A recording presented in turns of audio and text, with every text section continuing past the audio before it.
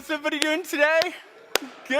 Hey, it's so good to see you. It really is. For those of you who don't know, I had back surgery several weeks ago, and I just want to say thanks from Vanessa and I for all the cards and the texts and the emails and the food. You guys brought so much food to our home. I should look like a preacher, But seriously, thank you so much just for all the kindness that you guys showed us. Just a quick update. I had my follow-up on Wednesday.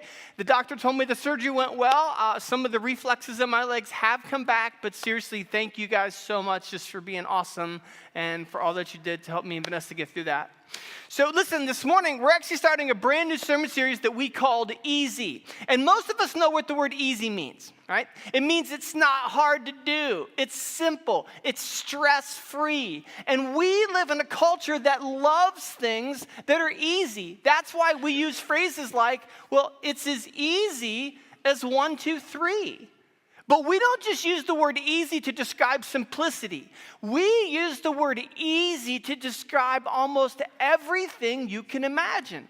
I mean, there's easy street and easy riders, easy taxi, easy jet, easy software, easy listening radio, and the list goes on and on and on. Because we live in a culture that loves things that are easy.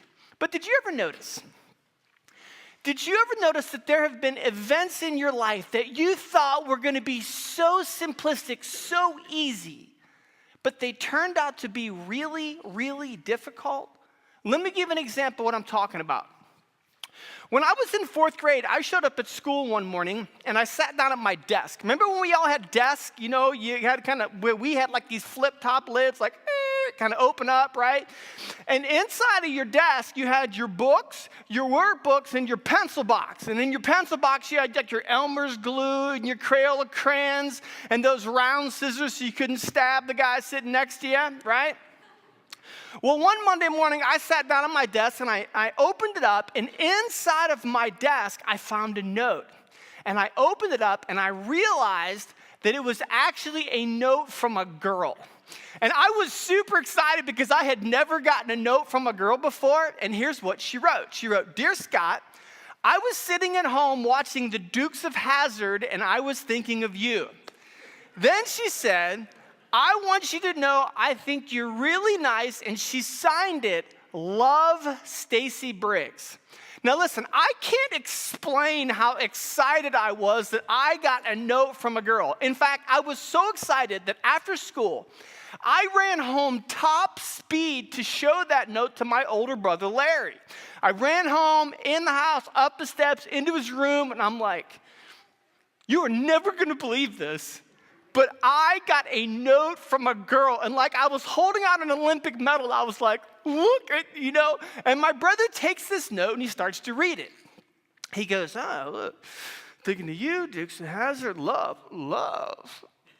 Stacy Briggs." Well, he hands the note back to me and he goes, "Well, you know what it means when a girl gives you a note like that, right?"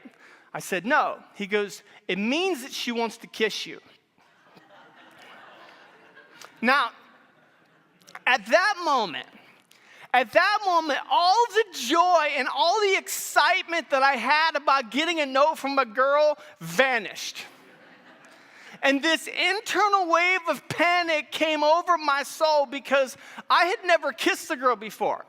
Right? I just got a note from a girl. I never kissed a girl. I mean, I kissed my mom goodnight, but I knew that if this girl wanted to kiss me, this was not going to be a mom kiss, right? And even though kissing a girl sounded like a really fun and really easy thing to do in 4th grade, I was absolutely petrified because I had no idea how to do that. In fact, I got so upset over the fact that this girl wanted to kiss me that when I went to bed that night, I literally broke down and started to cry. Big tears streaming down my face, and thank you all for laughing at my pain. Yeah, namaste. Okay. But I was kind of laying in bed so upset, big tears coming off, but then something awesome happened. You see, as I was kind of crying it out, I looked over, you see, and when I was in 4th grade, I had a Big Bird pillow. And as I was kind of falling there, crying away, I looked at Big Bird, and Big Bird was looking back at me, and I thought, I need to practice.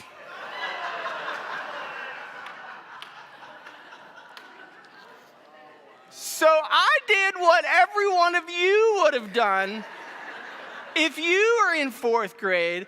I practiced kissing on Big Bird. And let me tell you, I did everything right, okay? I wrapped my arms around Big Bird. I rubbed his feathers. I closed my eyes, I leaned in, and I practiced kissing on Big Bird. And after like 20, 25 minutes, I was pretty good at kissing Big Bird.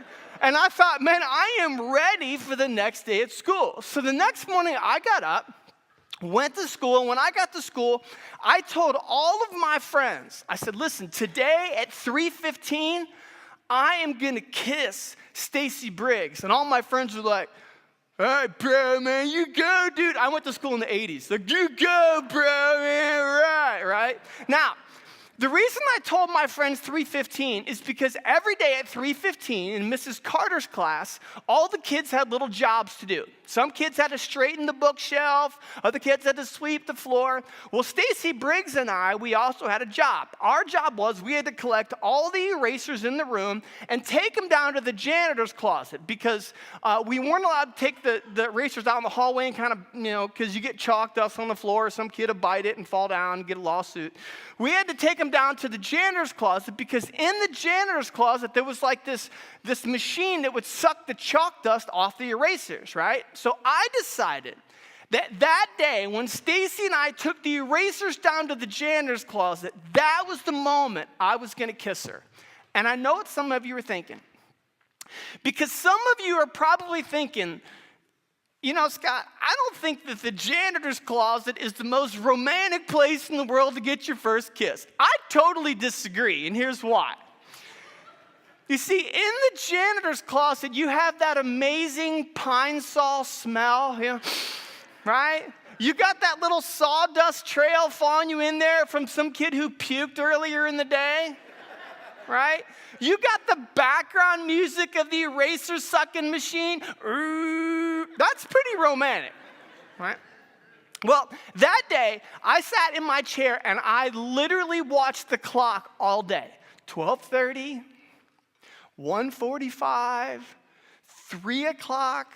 Well, finally, 3:15 came, and Mrs. Carter says, okay, kids, let's all do our jobs. Everybody got up, and we and Stacy went around the room. We got all the erasers. We walked out the door, down the hall, down the steps, and then we walked into the janitor's closet. But when we walked into the janitor's closet this day, I actually turned around and I closed the door behind me. And the reason I closed the door behind me is because I didn't know if I was actually allowed to kiss a girl in school, and I didn't want to be sent to like kissing prison. I didn't know how that worked, right?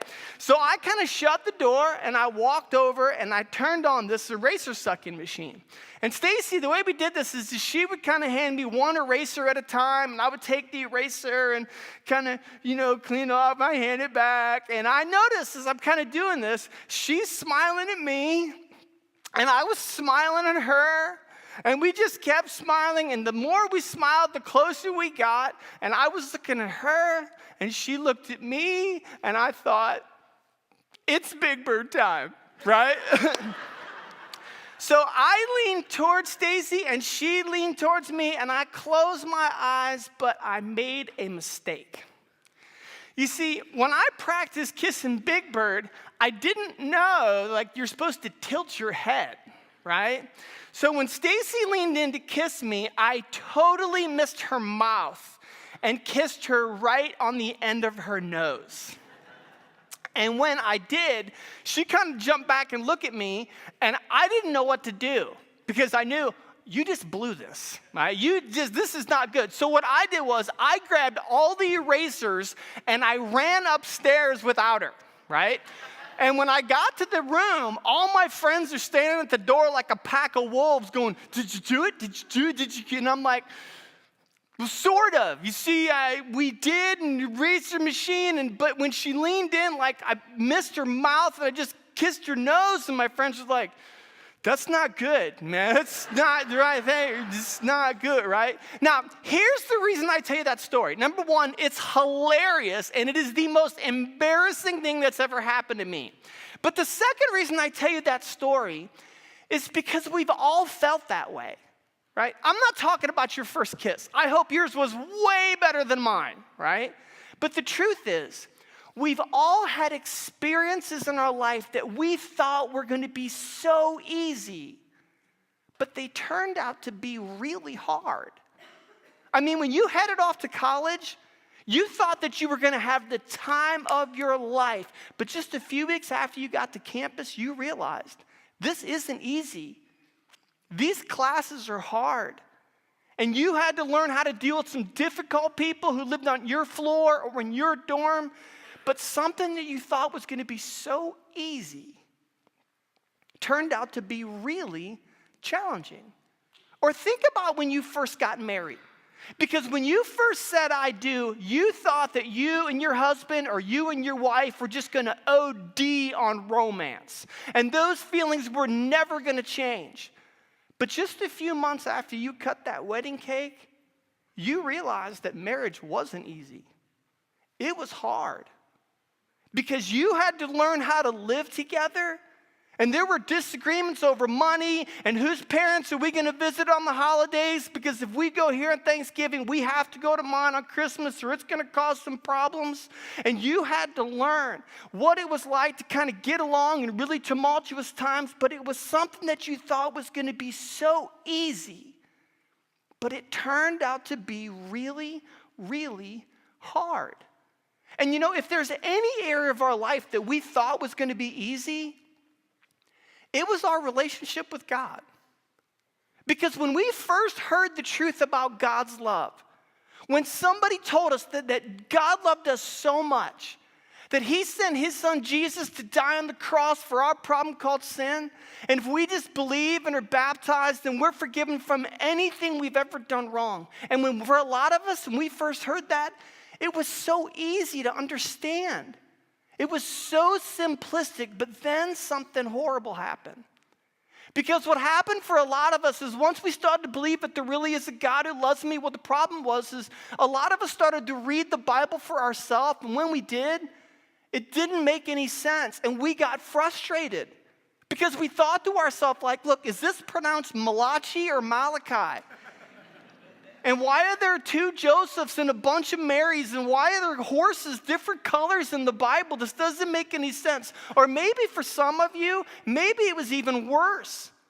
Because for some of you, maybe you started to believe that Jesus is God's son and you gave your heart to him and you got baptized. But then you started to have a conversation with somebody who'd been a Christian for a long time.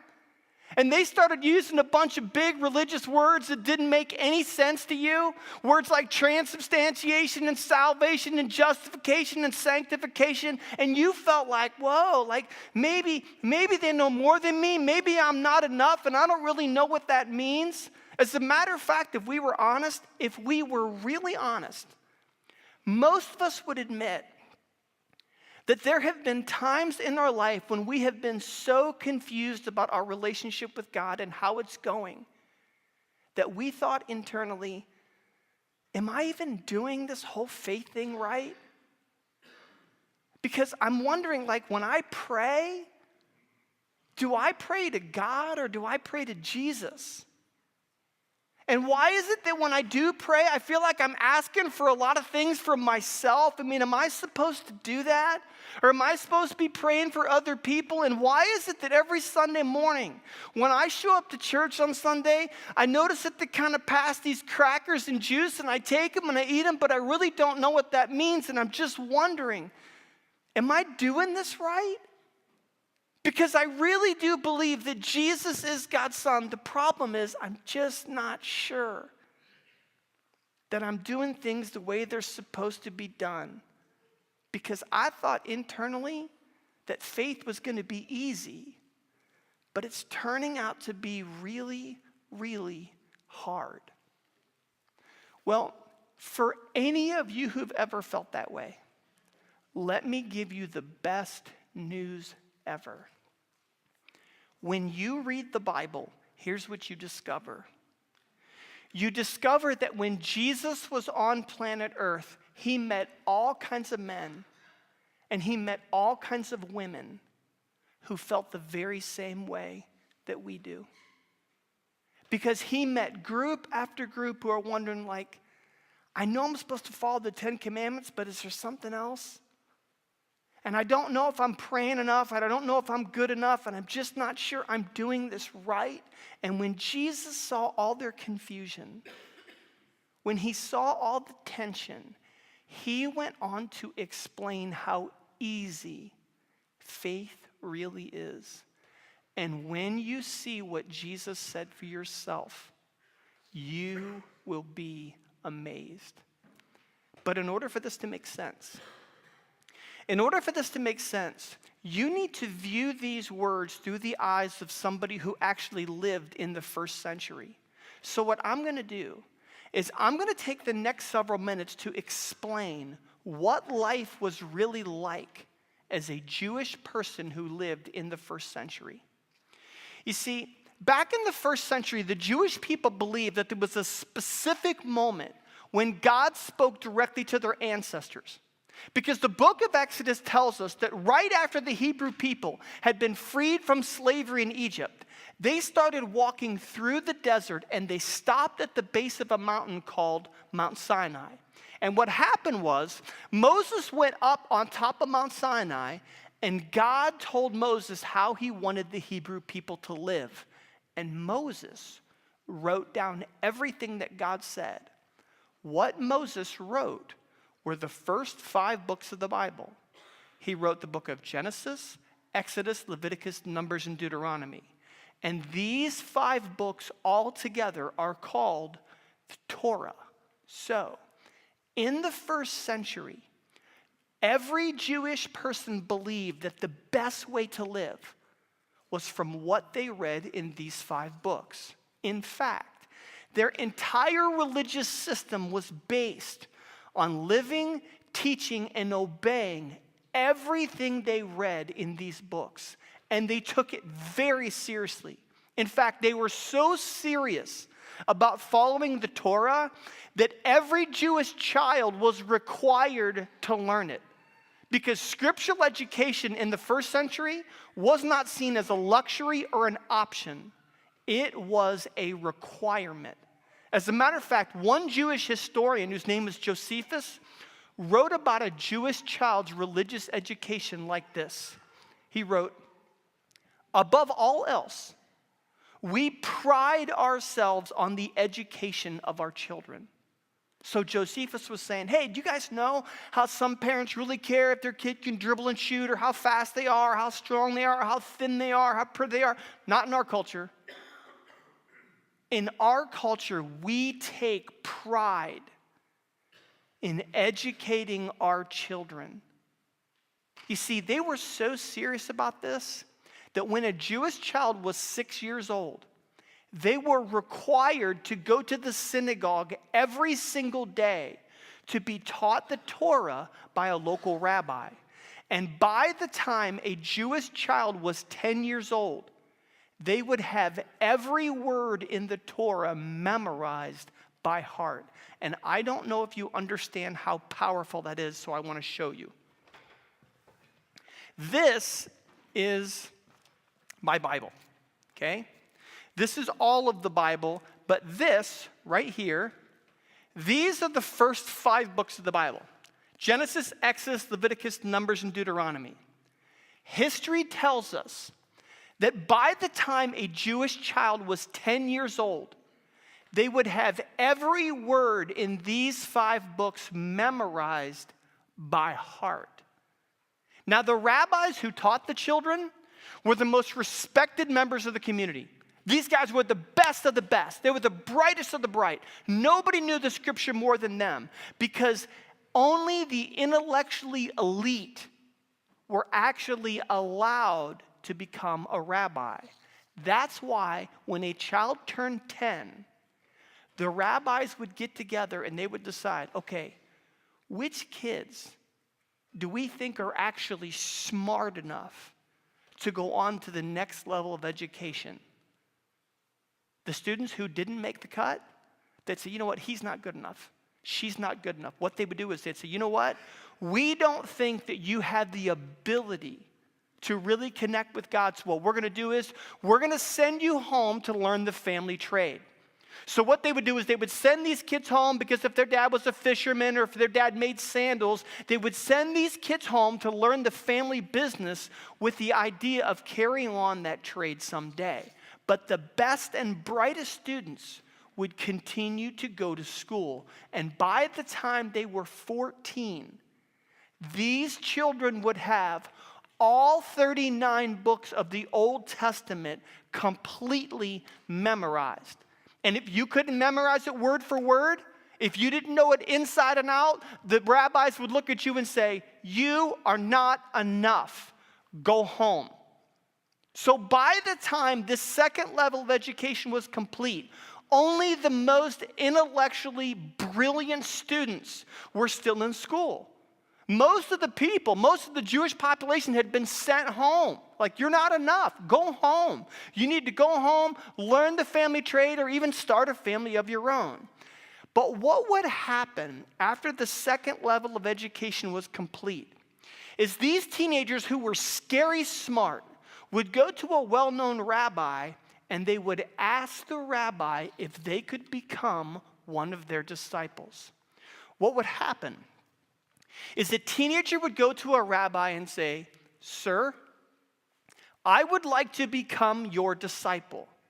Now, when a student asked a rabbi that question, what they were asking is they wanted the rabbi to take his yoke and put it on their shoulders. And listen, I need you to pay attention to this.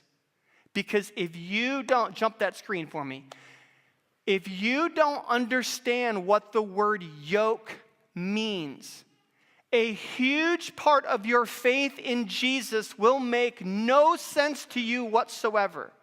I can't explain how powerful this is. So for the next 60 seconds, you have to grab this. Because in the first century, there were two different meanings to the word yoke. One kind of definition was a piece of wood that a farmer would put around the necks of two cows. And what the farmer would do is he would tie ropes to this yoke and he would direct the cattle as he was plowing the field, directing the cattle where he wanted them to go. However, when a teenager went to a rabbi and said, sir, I want you to put your yoke on me, what he was saying was, he wants the rabbi to teach him everything he knows about following God. He's asking the rabbi to put on his shoulders all kinds of religious teaching and doctrine, and he will do whatever the rabbi tells him to do, and he will go wherever the rabbi tells him to go. He will think however the rabbi wants him to think religiously. So, that's what the word yoke really meant. But the problem was, the rabbis wouldn't accept just any student. Because they wanted to know, does this kid have what it takes? I mean, can they do what I do? Because here's the thing, I'm the best. I'm brilliant. I know more about the scriptures than anybody else. I fast, I teach, I pray, and if you are going to follow God like me, it's going to be really hard. In fact, it's going to be practically impossible because my yoke, my teachings about God are so advanced that only the intellectually brilliant can understand what I'm talking about. In fact, the things that I teach about God are almost impossible to understand. So if you want to follow God like me, then you have to be exceptional. So what these rabbis would do to make sure that this kid really was good enough is they would grill them with all kinds of questions about Scripture. They would ask them about the prophets and oral tradition. And if the rabbi looked at this teenager and thought, he doesn't have what it takes, he would look at him and go, nope, you are not enough. You need to go home. But if the rabbi did think that this kid had what it takes, he would allow him to become one of his disciples. So, in this world, where the majority of the population was considered like you're just not enough, you're not smart enough, you're not religious enough, you haven't memorized enough verses in the Bible, you don't know how to pray that well, only the intellectually elite were considered good enough to connect with God in real ways, along comes another Jewish teacher whose name was Jesus Christ. And he was God's own son. And one day, Jesus was talking to a huge crowd of people who'd been taught their entire life that following God is all about memorizing Bible verses, and it's all about praying prayers, and it's all about following a list of religious do's and don'ts and a bunch of religious ceremonies. And I want you to see what Jesus said to this group of people in Matthew 11:25. It says, at that time, Jesus said, I praise you, Father, Lord of heaven and earth, because you have hidden these things from the wise and the learned, and you've revealed them to little children. Now, don't miss that. Because Jesus wasn't talking to a group of rabbis. He was talking to a huge crowd of men and women who felt like they would never be good enough, who felt like they just weren't doing it right. And because Jesus knew how they felt, he went on to say something that must have melted their mind. Look at what he said in verse 28. He said, come to me, all you are weary and burdened, and I will give you rest. And do you know what's so weird about that? Here was a religious leader who looked at all these people and said, you know what I see? I see you're stressed out and you're weary because you spent your whole life trying to chase after and run after all these things that everybody has told you to do about God. And you're so overwhelmed. But what I want you to do is this. I just want you to take a step in my direction, because if you do, you're not going to get burdened. You're going to find rest. And then Jesus said this, take my yoke upon you and learn from me. Now, when those 9 words came out of Jesus' mouth, when he said, take my yoke upon you and learn from me, everyone in the audience must have gone, what did he say? Is he serious? I mean, here's a Jewish teacher who just told me to come and learn to follow God the way that he does. I mean, here's somebody who thinks that I actually might be enough, and I've been told my whole life that I'm not.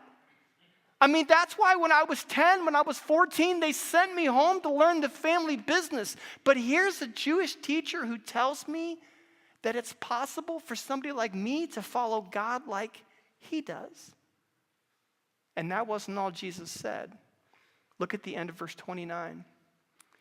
He said, take my yoke upon you and learn from me, for I am gentle and humble in heart, and you will find rest for your soul. Now, don't miss how powerful this is.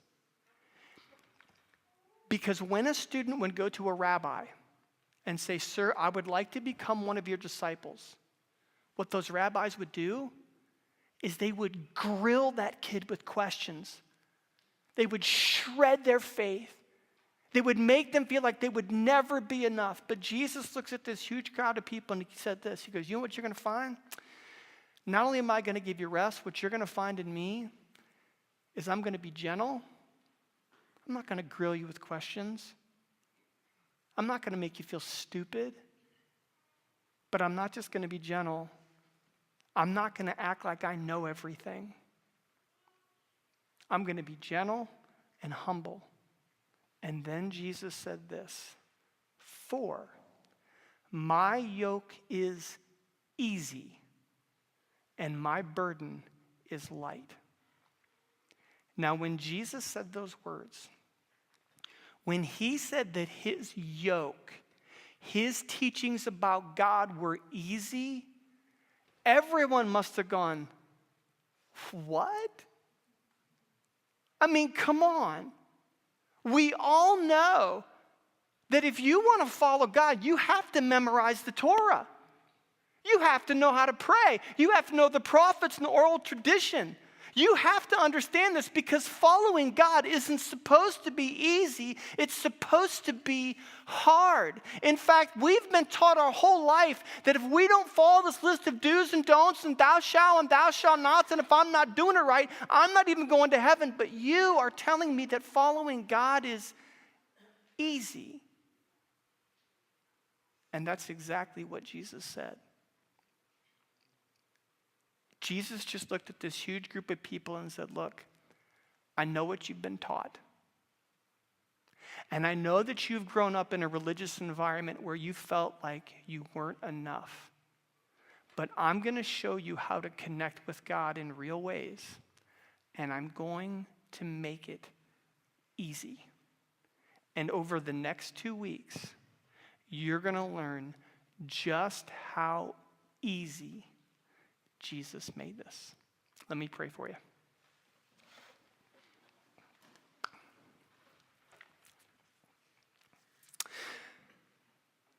God, first off, thank you for what we read in your word.